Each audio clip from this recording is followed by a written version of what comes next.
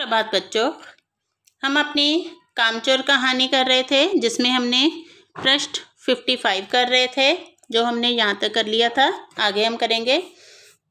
पिछले दो पैर चाचा जी की चारपाई के पायों से बांध अगले दो पैरों को बांधने की कोशिश जारी थी कि भैंस चौकन्नी हो गई। अब उसके पिछले दो पैर जो थे, ये चाचा जी चारपाई पर सोए हुए थे, उनके पिछले दो पैर चाचा जी की चारपाई से बांध दिए गए और अगले दो पैरों को अभी वो बांधने लगे थे कि भैंस चौकन्नी हो गई। छूट कर जो भागी तो पहले चाचा जी समझे कि शायद कोई सपना देख रहे हैं।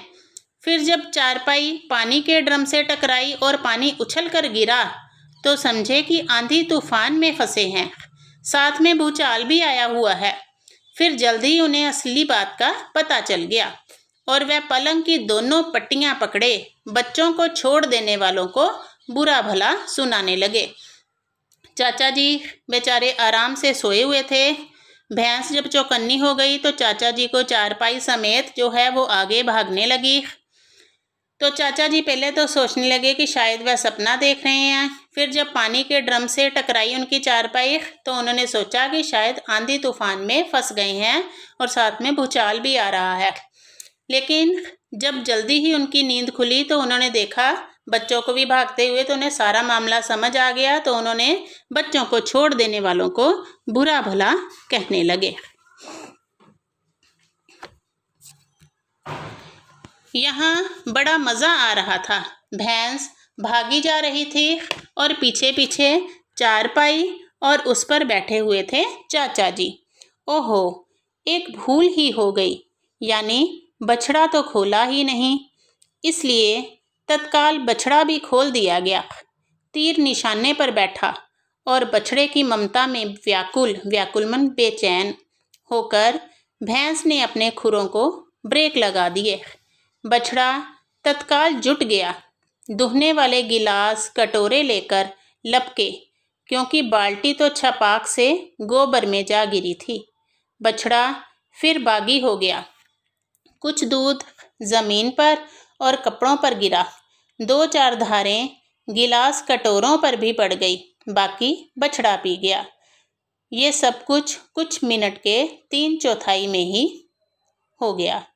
इस तरह किसी को दूध की बूंदें भी नहीं मिली और सारा दूध बछड़ा पी गया। घर में तूफान उठ खड़ा हुआ। ऐसा लगता था जैसे सारे घर में मुर्गियां, भेड़ें, टूटे हुए तसले, बाल्टियां, लोटे, कटोरे और बच्चे थे। बाल्टियां के स्पेलिंग रॉन्ग है, बकुआ आधा ल ट और छोटी जो है आधे ल के आगे से जाएगी।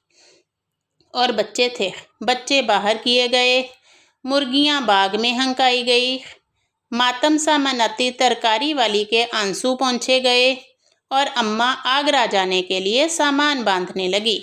अब घर में इतना तूफान मच गया कि सारे घर में मुर्गियां, भेड़े, तसले, बाल्टियां, सारा कुछ यही नज़र आ रहा था।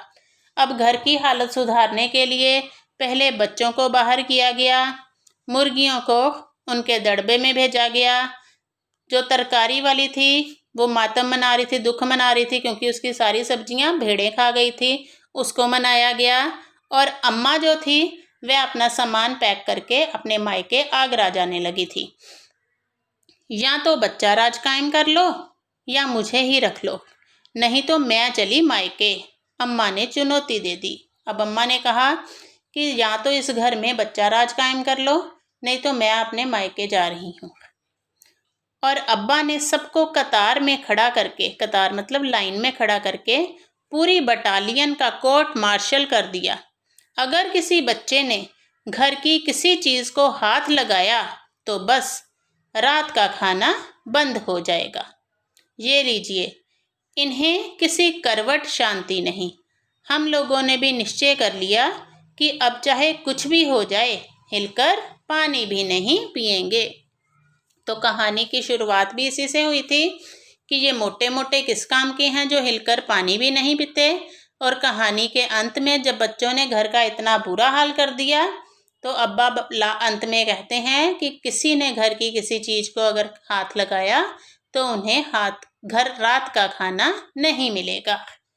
तो इस तरह से ये कहानी यहीं पर ही ख़त्म होती है और साथ ही हमें शिक्षा मिलती है कि बच्चों को शुरू से ही घर के छोटे मोटे कामों को सिखाने की हमें आदत डालनी चाहिए ताकि वह बाद में आलसी और कामचोर ना बने। धन्यवाद बच्चों।